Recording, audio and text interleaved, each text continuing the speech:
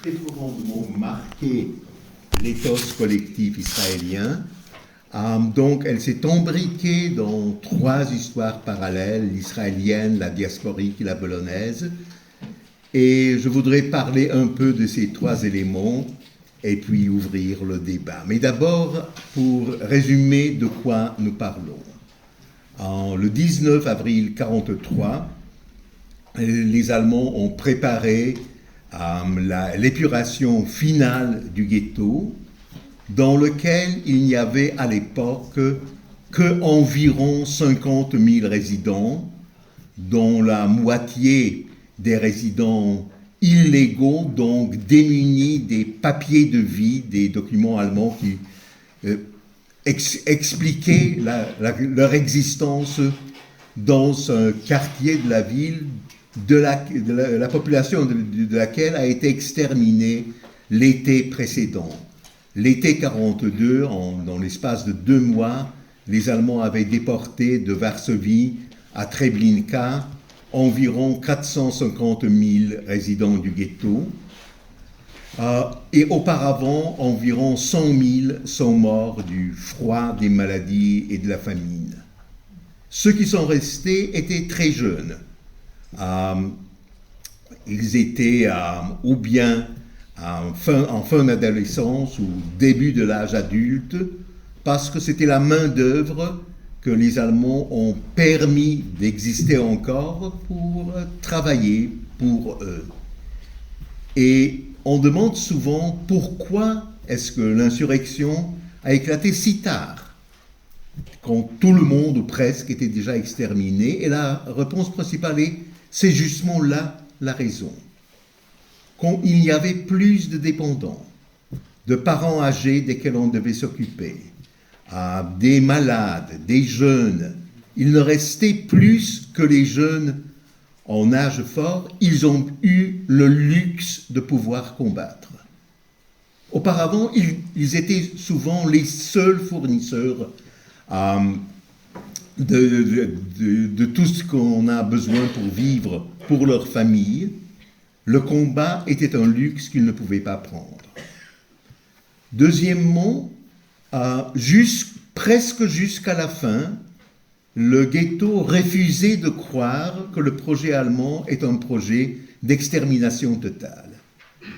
Nous, qui sommes nés plus tard, nous savons déjà qu'il est possible que les gens construisent des usines à exterminer d'autres gens.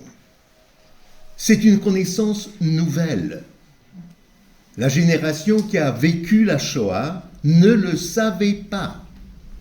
Et donc assumait qu'a priori, c'est pas possible. C'est pas possible qu'on décide d'exterminer un peuple tout entier.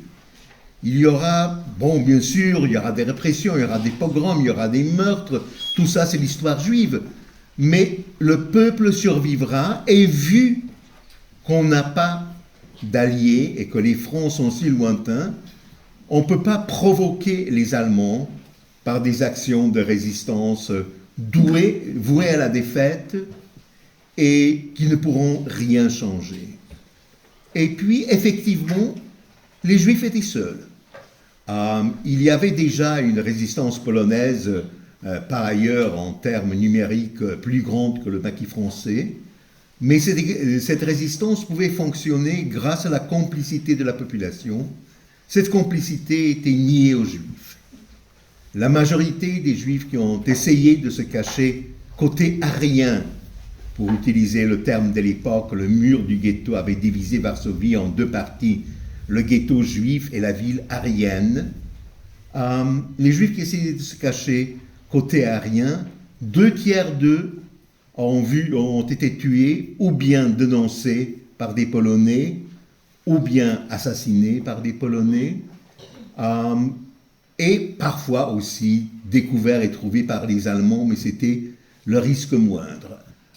Ceci dit, il faut reconnaître et conserver dans une mémoire reconnaissante et admiratrice le fait que des milliers des Polonais ont sauvé des Juifs au risque de leur propre vie. Le groupe le plus grand des personnes reconnues par Yad Vashem comme juste parmi les nations de la terre, sont polonais. Et ce héroïsme est indiscutable et il me coupe le souffle, parce qu'il fallait vraiment avoir une confiance inébranlable dans la validité continue d'une morale élémentaire qui dit que c'est pas juste qu'on tue les gens pour essayer d'entraver le projet allemand quand personne ne semblait s'en soucier. En 1943, l'aviation soviétique avait déjà la possibilité de bombarder Treblinka. Rien n'est fait. En 1944, les Alliés ayant envahi l'Italie du Nord avaient la possibilité de bombarder Auschwitz. Rien n'est fait. L'Église s'est tue. Le ciel ne s'est pas ouvert. Et on continuait à assassiner, jour après jour après jour, en vue de tous. Et il m'est vraiment difficile d'imaginer la puissance de cette foi en une morale élémentaire qui disait que malgré tout cela, on doit s'entraider, on ne peut pas permettre qu'on tue les gens. J'ai eu l'honneur de connaître certains de ces justes polonais et je reste toujours immensement reconnaissant pour leur héroïsme. Ceci dit, ils étaient une minorité. Et un juif en dehors du ghetto n'était pas en sécurité. Donc, il n'y avait aucune possibilité d'organiser un mouvement de résistance avant que tout le monde n'ait été exterminé. Certains disent que c'était une révolte pour préserver, voire regagner la dignité. Et ce sont les paroles de Mordechai Anielewicz, le commandant de l'insurrection. Et effectivement, il est très facile de comprendre pourquoi il les a utilisés. L'expérience du ghetto était une expérience d'humiliation permanente. Les Allemands niaient la qualité d'être humain et le démontraient chaque jour sans qu'on puisse faire quelque chose contre. Donc, bien sûr, prendre les armes, résister aux Allemands, les expulser du ghetto, ce qui est arrivé le premier jour de l'insurrection, c'était certes une reprise de dignité. Seulement qu'il est faux de penser que seulement les armes à la main on peut être digne. Marek Edelman, qui était le vice-commandant de l'insurrection du ghetto, répétait souvent, il a survécu, il a passé le reste de sa vie en Pologne, on s'est rencontré dans le mouvement Solidarność et il m'a honoré de son amitié. Il disait souvent que on a pris les armes parce que l'humanité s'était accordée que mourir les armes à la main, c'est mieux que sans. Mais franchement, là, le vrai courage, disait-il, c'était de ne pas abandonner sa vieille mère et l'accompagner à l'Umschlagplatz et à Treblinka, sachant exactement où ce train va. Et donc j'ai toujours une résistance contre cette formule qu'ils ont repris leur dignité, ils ont défendu leur dignité, parce que c'est pas là la ligne de division. L'insurrection était presque désarmée. Les combattants étaient très jeunes, il y avait 2 organisations clandestines militaires dans le ghetto, la Żydowska Organizacja Bojowa, donc organisation combattante juive, qui était une organisation de gauche, sioniste de gauche, et Bund. Mordechai Anielewicz était Hashomer Hatzair, Marek Edelman était bundiste. Et il y avait le Żydowski Związek Wojskowy, union militaire juive, qui était organisée autour du Beitar, donc de droite, et incluait dans ses rangs des juifs qui ont fait leur service militaire, voire certains qui avaient été officiers dans l'armée polonaise, chose très rare. Et de cette deuxième organisation, nous savons très peu. Presque tous ses membres sont morts au combat. Mais nous savons qu'elle a existé, même si les traces documentaires sont moindres. La Żydowska Organizacja Bojowa donc celle qui a organisé l'insurrection du ghetto, commandée par Mordechai Anielewicz, avait à sa disposition 3 douzaines de pistolets et revolvers, 7 fusils et 1 fusil mitrailleur. Contre les troupes allemandes qui disposaient de l'artillerie lourde, des chars, c'était des chars Renault français saisis après la campagne de 40, l'aviation et surtout les lance-flammes. Ce sont les lance-flammes qui ont, du point de vue militaire, décidé du sort de l'insurrection parce que, ayant été expulsés du ghetto à leur surprise totale lors de cette dernière action du 19 avril, les Allemands sont revenus avec lance-flammes et ils ont brûlé le ghetto. L'immense majorité de ces 50 000 ont été incinérés vifs dans leurs appartements, dans les bunkers où ils se cachaient. Et ensuite, les Allemands essayaient de repérer les bunkers qui existent encore et ils utilisaient des gaz de combat qu'ils injectaient dans les bunkers pour exterminer ceux qui survivaient encore. C'est comme ça qu'est tombé le bunker du commandant de l'insurrection de Mordechai Anielewicz, qui s'est caché avec son état-major dans un grand bunker préparé par la mafia. C'était probablement le meilleur bunker du ghetto, très bien construit, avec 6 sorties. Les Allemands en ont trouvé 5 et ils ont injecté les gaz à travers. À travers le 6e, une trentaine de personnes a pu se sauver.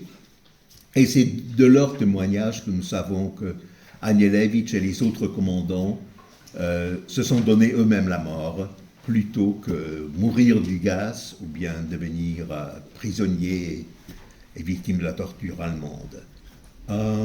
C'est donc cette date symbolique qui est la date, considérée la date de la fin de l'insurrection du ghetto.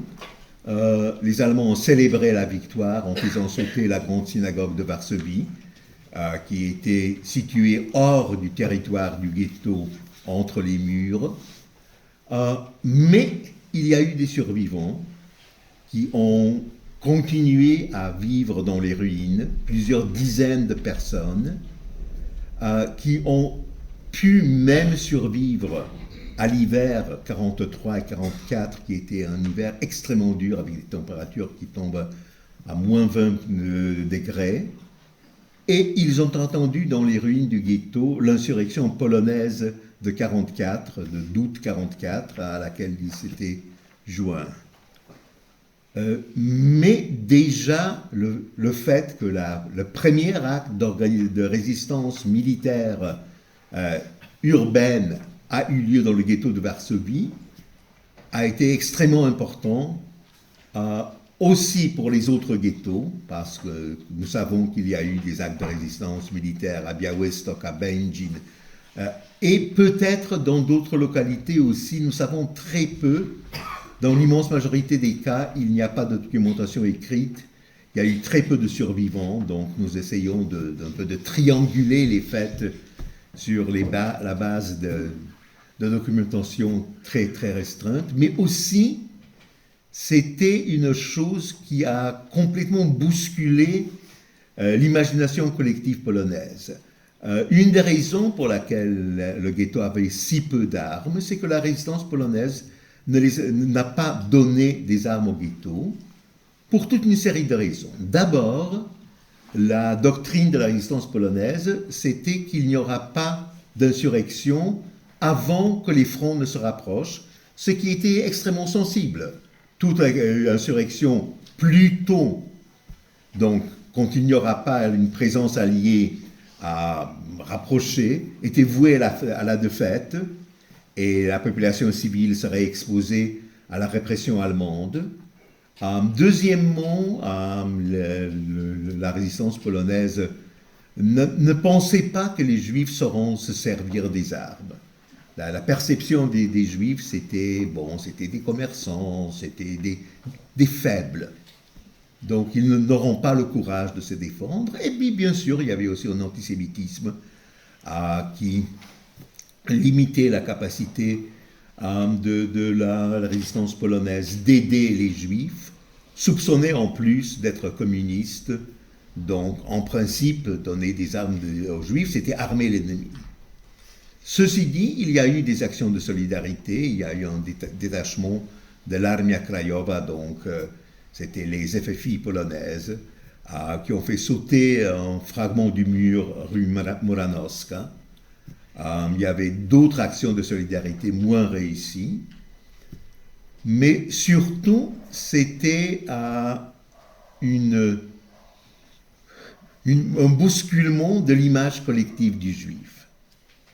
Et les Polonais qui regardaient le ghetto brûler, le regardaient de l'extérieur, bien sûr, disaient, et ça nous le savons du témoignage des Juifs qui se cachaient du côté arien en faisant passer pour non-juifs, donc étant pris en confiance par d'autres Polonais, c'est incroyable, les Juifs combattent.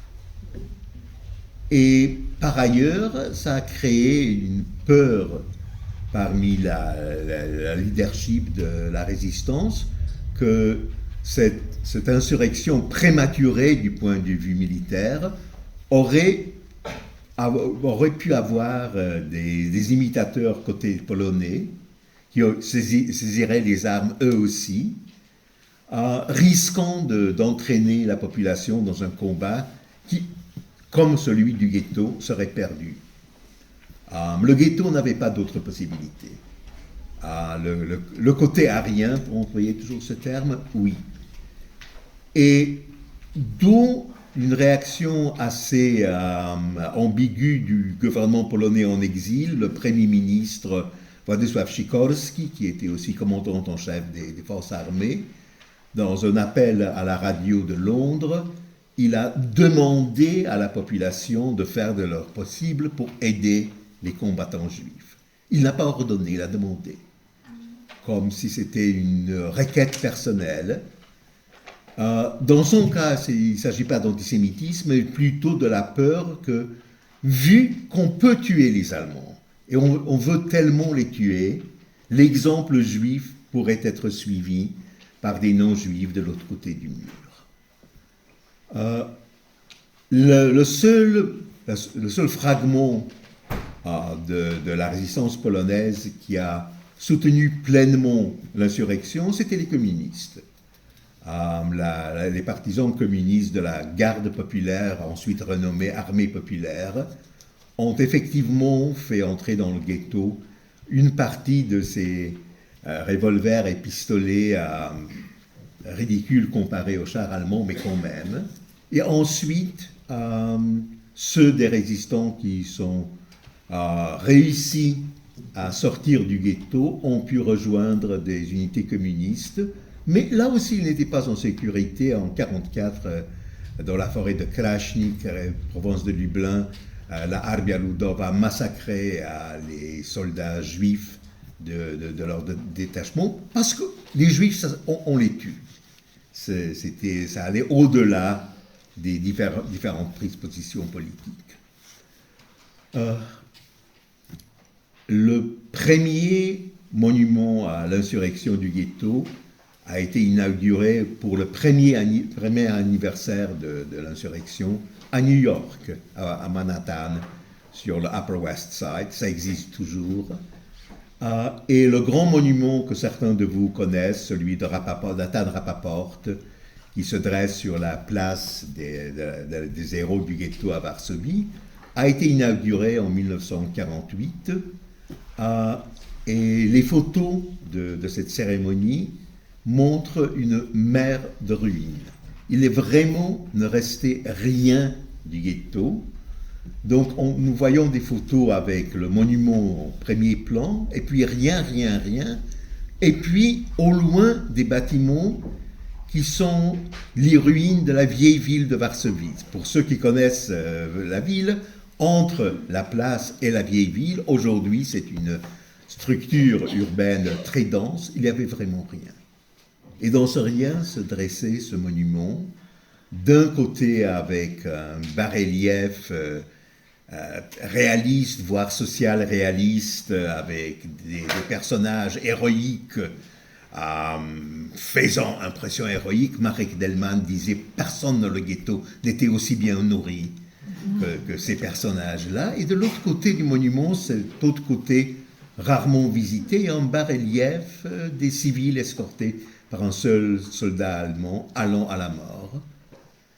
Et c'est ce bas-relief, dans mes yeux, beaucoup plus que la sculpture héroïque du front qui exprime la vérité sur le sort de Varsovie juive.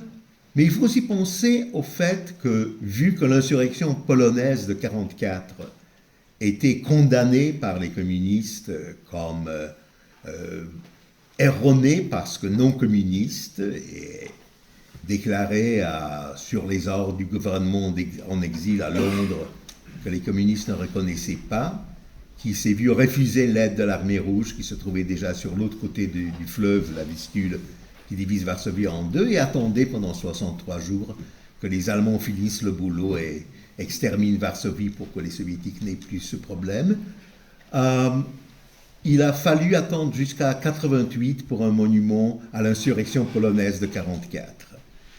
Et pour les survivants non juifs, voir le monument juif était aussi voir l'absence du monument polonais, et donc, preuve empirique, si on voulait, que le communisme est juif, et donc c'est ce monument juif, c'est un monument au pouvoir juif, communiste, donc juif, en Pologne d'après-guerre. Que ce soit absurde, c'est vrai, mais imaginez-vous voir cette présence et cette absence pendant 40 ans. Ceci dit,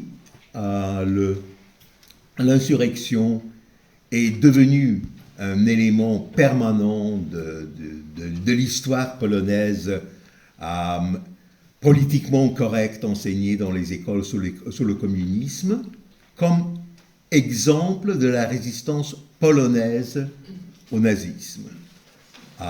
Pour l'occasion, ces juifs auxquels on niait le droit d'être polonais dans la Pologne d'avant-guerre et auxquels on a refusé la solidarité pendant la guerre, ont été promus polonais pour que l'insurrection puisse être considérée comme encore un exemple de l'héroïsme polonais.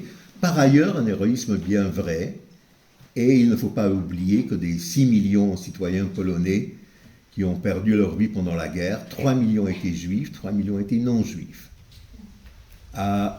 Cette équivalence, quand même, ne peut pas être la base d'une perspective historique, parce que les 3 millions de juifs polonais assassinés signifient que 90% des juifs polonais ont été tués dans la guerre. Les 3 millions des Polonais non-juifs assassinés signifient que 90% des Polonais ont survécu à la guerre. C'est là la différence.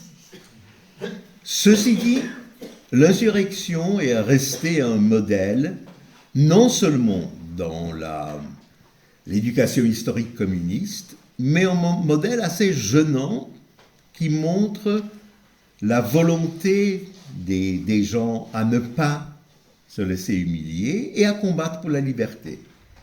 Quand le mouvement solidaire à Neustadt a commencé, c'était un des symboles que nous avons repris. Pensons à juste titre que les idées pour lesquelles combattaient ces combattants sont les mêmes pour lesquelles nous combattons, même si sans armes, contre le régime communiste. Et ça a vu un dénouement assez étrange en 1983 pour le 40e anniversaire, quand le gouvernement communiste militaire de l'époque, certains de vous peuvent se souvenir du nom du général Jaruzelski qui avait fait un coup militaire en 1981, a décidé de nationaliser les Juifs pour pouvoir les exporter. Donc le gouvernement a monopolisé les cérémonies en laissant entrer même des Israéliens. C'était la première fois depuis la rupture des relations en 1967 que la Pologne acceptait des visiteurs d'Israël. Dans le raisonnement un peu simpliste que vu que les Juifs contrôlent les Américains, si on sera gentil pour les Juifs diront aux Américains d'être gentils avec nous.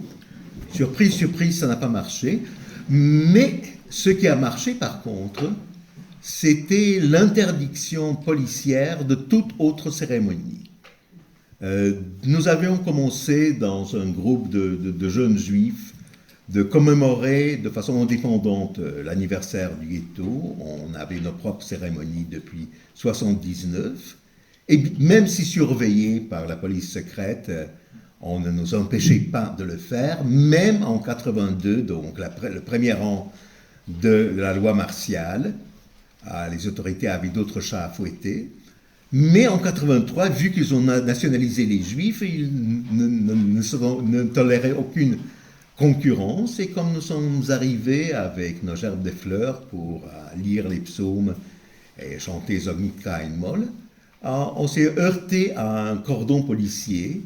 Et ils ne le faisaient pas de façon douce, c'était des policiers avec mitraillettes et bergers allemands, qui nous expliquaient qu'il n'y a à ce moment aucune cérémonie, que la cérémonie officielle c'est pour demain et que si nous ne voulons pas être arrêtés, nous devons décamper.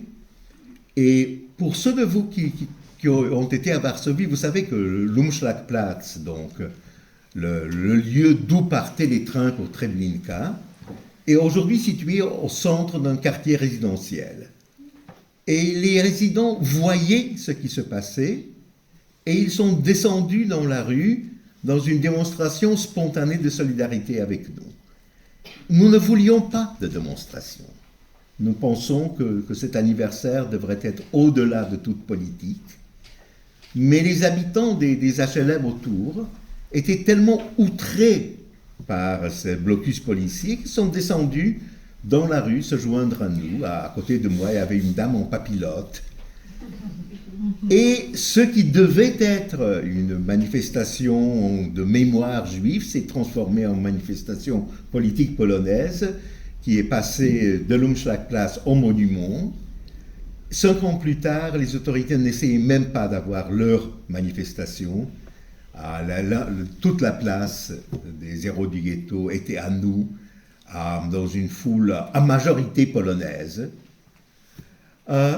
Et puis, avec la chute du communisme et le retour de la démocratie et de l'indépendance en Pologne, on a pu finalement avoir des débats historiques sur ce qui s'est passé à Varsovie pendant cette insurrection et ailleurs en Pologne. Et là, les historiens polonais ont fait un excellent travail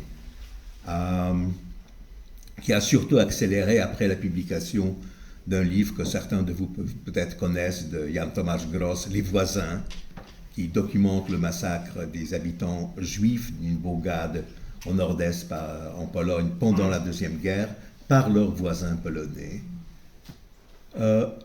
Depuis le changement de gouvernement, depuis que la droite a pris le pouvoir en 2015, nous assistons à un revirement assez brutal de cette tentative d'établir la vérité historique et de l'accepter. Nous avons un retour à une propagande politique triomphaliste qui, d'un côté, nie toute responsabilité polonaise pour le sort des Juifs pendant la Deuxième Guerre, d'autre partie, glorifie le peuple polonais comme victime innocente à laquelle le monde doit une dette morale et certes n'a aucun droit d'émettre des critiques vu que, et ici nous rejoignons l'idéologie du XIXe siècle, vu que la Pologne est le Christ des nations, nous portons sur nous la souffrance des peuples et nous sommes au-delà de toute critique. Certains de vous étaient à Varsovie pour l'anniversaire ce 19 avril et ont pu voir autour du monument une cérémonie patriotique militaire polonaise dédiée surtout au fait que les Polonais ont sauvé tous les Juifs qui ont survécu. C'était ça la parole du président de la République. Et à 100 mètres de là, devant le monument à Shmuel Zygielbojm, Shmuel Zygielbojm était politicien du Bund, émigré à Londres avec le gouvernement, il était membre du Parlement en exil, qui, ayant su de l'insurrection du ghetto, s'est suicidé pour protester l'indifférence du monde. Et devant donc le monument à Shmuel Ziegelboim, il y avait de nouveau nos cérémonies indépendantes, avec la participation de centaines de personnes, l'immense majorité d'elles non juives, qui étaient là en solidarité avec l'idée qu'il existe une vérité historique à laquelle nous devons respect et mémoire. Donc ce n'est pas une histoire entre Polonais et Juifs, c'est une histoire, si vous voulez, interne polonaise qui regarde quel pays nous voulons avoir, et c'est toujours irrésolu. Ceci dit, l'histoire de l'insurrection est importante parce qu'elle se porte mal à des simplifications. Très souvent en Israël, on dit que l'État est la continuation de l'insurrection. Je m'imagine qu'au moins une partie des insurgés ne serait pas d'accord. Marek Edelman, qui était bundiste, est resté bundiste. Il se moquait totalement et sans merci de ma religiosité, fidèle à sa position de bundiste, de militant anti-religieux. Il est resté anti-israélien, selon moi, stupidement anti-israélien, mais il est resté et il a gardé ses prises de position d'avant-guerre par loyauté aux morts. On ne trahit pas les morts. Le Bund, qui était militamment anti-religieux et militamment antisioniste, a été exterminé pendant la guerre. Marc était un des rares bundistes survivants. Et donc, il pensait devoir rester loyal à l'idéologie de son parti, ce qui le portait parfois à des prises de position un peu farfelues. Mais franchement, Marek était une des personnes que j'ai connues qui avait le droit à dire tout ce qu'il veut et le contraire. Parce qu'il avait témoigné avec sa vie elle-même comment est-ce qu'on doit vivre. La chose... Et ça ne veut pas dire qu'Israël ne peut pas se servir de l'histoire de l'insurrection comme un exemple d'héroïsme militaire juif et l'encadrer dans sa narrative historique. C'est absolument légitime. Mordechai Anielewicz, sioniste de gauche, certainement se reconnaîtrait dans cette narrative. Seulement, il faut penser au fait qu'il y a plusieurs narratifs, que l'insurrection n'est pas un fait simple, noir et blanc, et elle n'appartient à personne, sauf à ses morts du bunker du Job à 18 rue Mila. Ce n'est pas non plus un exemple de l'héroïsme de la nation polonaise, quoique oui, les militants étaient inspirés par les traditions de la lutte polonaise pour la liberté et s'y reconnaissaient. Ce n'est pas non plus la preuve que seulement armes à la main on peut rester digne. Non, ils sont restés dignes auparavant, ils ont pris les armes à la main comme un luxe, parce que finalement ils pouvaient le faire, personne ne dépendait plus d'eux. Ce n'était pas un acte de solidarité entre Polonais et Juifs. La résistance polonaise a très peu contribué à cette insurrection. Ceci dit, ce n'était pas seulement par antisémitisme, mais aussi par des considérations entièrement légitimes.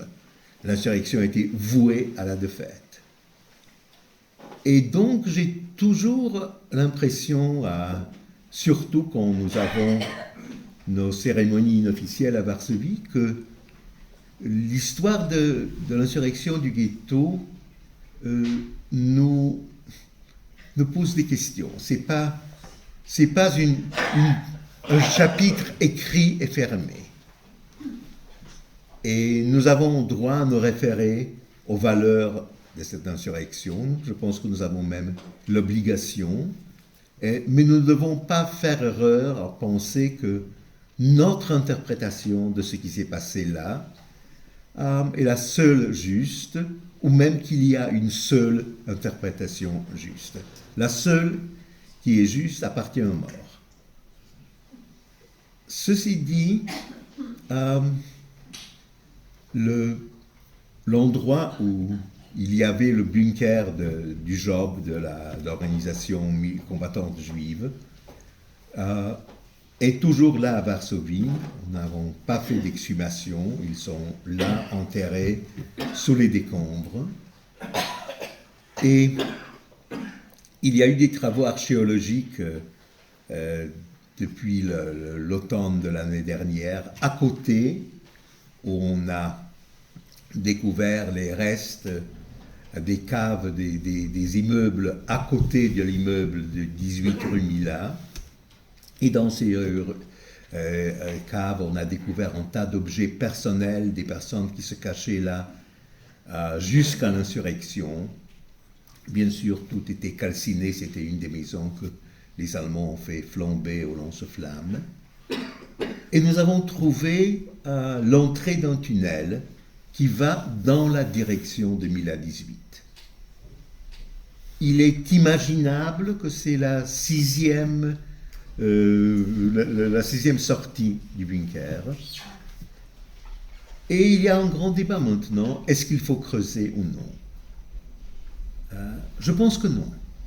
Je pense qu'ils ont droit à rester en paix pour une fois, et que les travaux archéologiques qui pourront déterminer si Anielewicz s'est suicidé avec une balle ou deux sont sans importance comparés à leur droit d'être laissés en paix.